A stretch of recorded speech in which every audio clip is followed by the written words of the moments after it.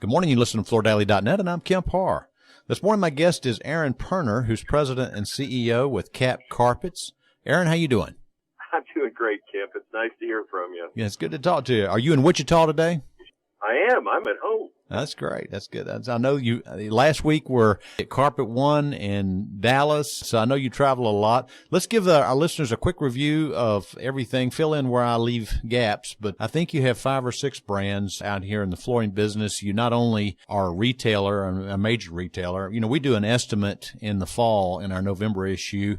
And we've got you, of course, this is our estimate, but we've got you at $53 million in sales, which puts you in the upper quarter. Very successful regional retailer with several brands. You sell under Carpet One, Kemp Carpets, The Flooring Project, Big Bob's. You also sell directly to the private airline industry, and you manufacture carpet under the White Oak brand, right? We do, and don't forget Prosource. Oh, right? That's right, Prosource. I've got it written right here, and it stepped right over it. So, and you have Prosource. So, how many total retail stores do you have, and what markets do you serve? We got 16 physical locations. We transact business with customers right now in 4 states. That'd be Missouri, Kansas, Nebraska, yeah, and Iowa.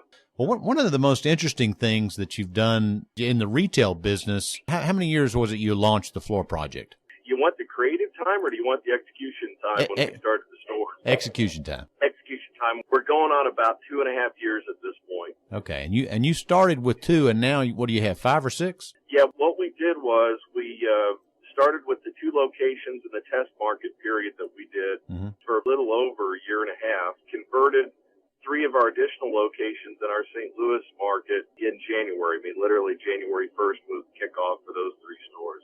Now, were those, you converted Carpet One stores? Is that what you did? They were a cash and carry outlet brand. Okay. Is what they were. That part of the market, very difficult, as you can imagine, with, the big national brands and the effort on the low end and cash and carry market out there. So it just made more sense to upgrade the image and the brand a little bit and the service level. Yeah. One of the neatest things about your operation is that you cover all of the different areas. I mean, like you say, you have the cash and carry, you have the brands that denote somewhat of a discount outlet. You have a full service Carpet One. We put it in for you, so you've got the full service side of it, the upper end of it. So out of all those models, which ones are working best for you? I think, Kemp, the market opportunity in the places where we're at, we tend to, we're in the Midwest, smaller markets. And so, there's a joke about the flooring business in Kansas in particular that, to make a living, you got to be in the casket business, the paint business, and the flooring business, right? Yeah. So, part of what started our niche strategy was a couple things. One is that we've got very strong competitors that are big box strategy kind of competitors growing up. This is before the real march of the big box business, but, so they were category killers. So we had to retreat into very specialized niche markets focused on supporting our customers. If you're asking which of the businesses are we investing time and energy in, we're very invested, obviously, in the CCA brand, in particular Prosource, and then we're also very focused right now in the Floor Project, and we're also very invested in the carpet mill and aviation sectors.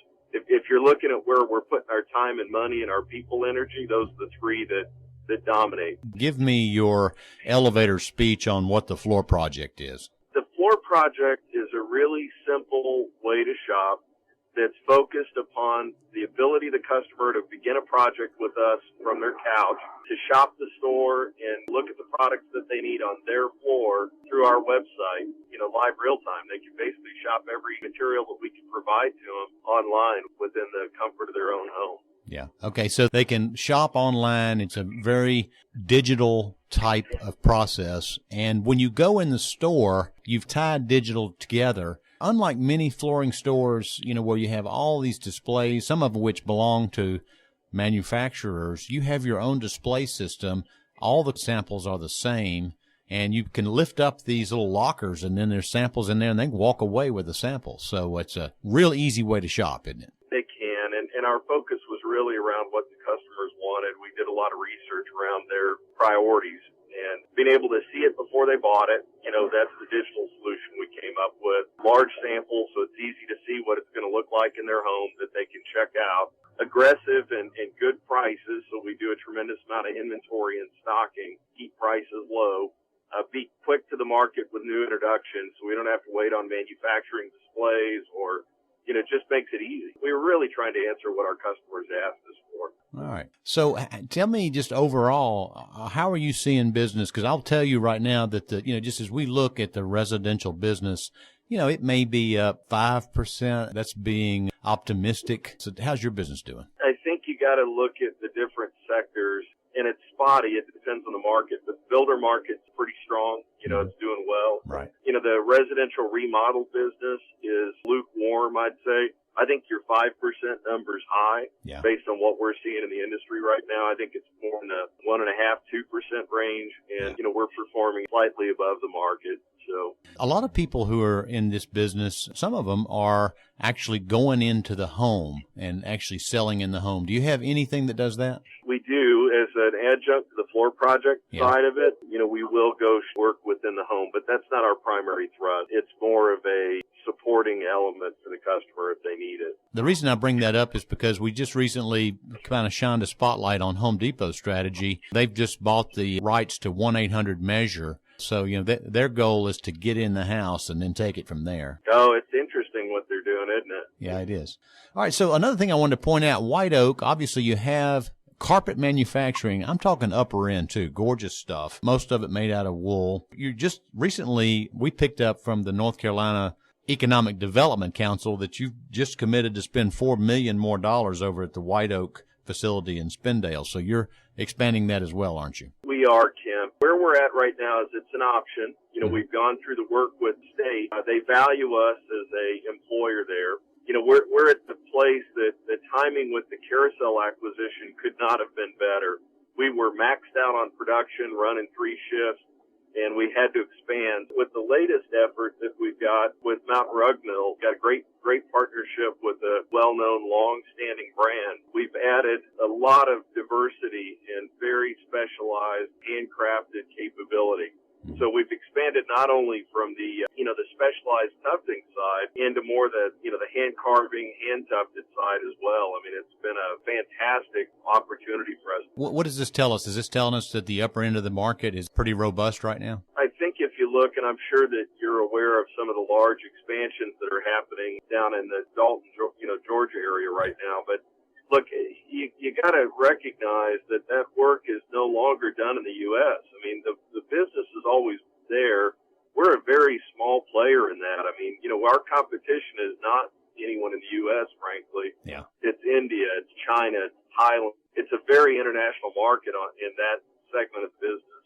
Mm-hmm. So you're talking about the manufacturing of wool carpet? Yeah. If you look at the really specialized, custom, made-to-order business that's out there, I would dare to say we're the largest in the U.S. in that custom, made-to-order, handcrafted business. But we're puny compared to some of these extremely huge multinational companies that are out there that are competing with us in that hand-woven, hand-tufted, specialized part of that market. So we're just bringing the jobs back to the U.S., frankly, Kim. All right, one last question, Aaron, before we run out of time. How are you feeling about the second half of the year? You feeling good about where it might go? I'm optimistic about it. I think that it's looking good. I think through the election, I don't see any significant hurdles or roadblocks for CAP or for the industry, frankly. All right, great. Well, it's good to catch up with you, Aaron. Again, been talking to Aaron Pirner, who's president and CEO of CAP Carpets, based in Wichita. And you've been listening to Kemp Harr and FloorDaily.net.